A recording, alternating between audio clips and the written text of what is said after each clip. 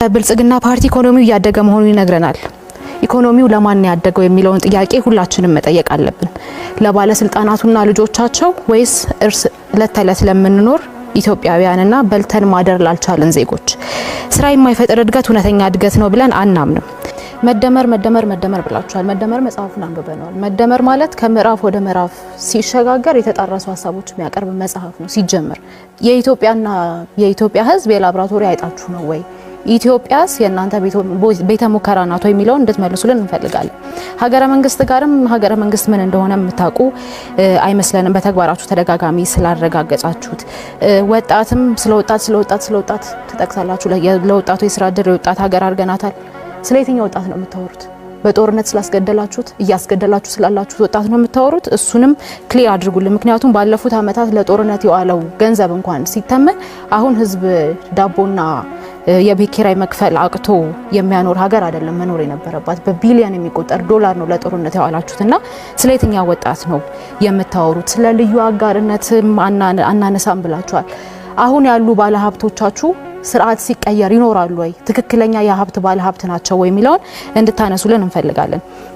ከውጭ ጥገኝነት የተላቀቀ ኢኮኖሚ የሚለውም ኮረም ሳይሞላ በፓርላማ ደረጃ የአይኤምኤፍን ጉዳይ አስወስናችሁ የወርልድ ባንክ ብድር አስወስናችሁ ኮረም ባልሞላበት ሁኔታ በየትኛው መስክ ነው ኢትዮጵያን ከእዳ ወደ ምንዳ ያሸጋገራችኋት? ምክንያቱም ፎርሹር ብር ዲቫሉዌት ሲደረግ በተደጋጋሚ የመኖሪያ ኮስትና አጠቃላይ ኢንፍሌሽኑ እንደሚጨምር አጣችሁት አይደለም ሙያችሁም ስለሆነና ኢትዮጵያ እናንተ የቤተ ሙከራ አይጥናት ወይ?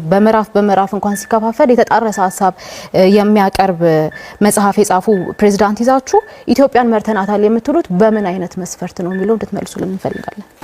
ፕሬዝዳንታችሁ በየመድረኩ የሚናገሩትን ነገር ሰብስባችሁ ለሌላ መድረክ ለማስተጋባት ከመሞከር በፊት የፓርቲዎች ርዕዮተ ዓለም ምንድነው የሚለው ነገር ማጥናት አለባችሁ የሚል ምክር አለ። መለኪያ ህዝብ ዳቦ መግዛት ባልቻለበት ኢኮኖሚው ያሽቆለቆለ ባለበት ሁኔታ ሀገርን በብድር ስም ለውጪ በሸጣችሁበት ሁኔታ እናንተ ምረጡን ብላችሁ የመውጣት ሞራሉን ራሱ ከየት እንዳገኛችሁት አናቅምና የዜጎችን ሁኔታ ሳያገናዝብ ዋጋ የሚጨምር ተሐድሶ ኃላፊነት የሚሰማው ተሐድሶ ወይም ሪፎርም ነው ብለንም አናምንም።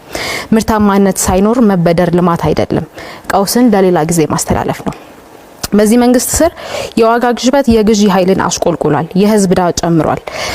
ዛሬ ላይ በሚሊዮን የሚቆጠሩ ኢትዮጵያውያን በምግብ ዋጋ መጨመር፣ በገቢ መቀነስና ስለነገ እርግጠኛ ባለመሆን እየተኙ ይነቃሉ። የዋጋ ግሽበት በድሆች ላይ ዝምተኛ ግብር ሆኗል። ብር ማሽቆልቆሉን ቀጥሏል። የወጣቶች ስራ አጥነት እየጨመረ ነው። ገበሬዎች ከማዳበሪያ ወጪዎች ጋር ይታገላሉ። ማዳበሪያ መግዛት የሚችሉትም በሰላም እጦት ምክንያት መንገዶች በመዘጋታቸው ከእርሻ ውጪ ሆነዋል። ትናንሽ ንግዶች የኮሪደር ልማት በሚል ኮስሜቲክ ፕሮጀክት እየታፈኑና እየፈረሱ ነው። ይሄ ብልጽግና ሊሆን አይችልም።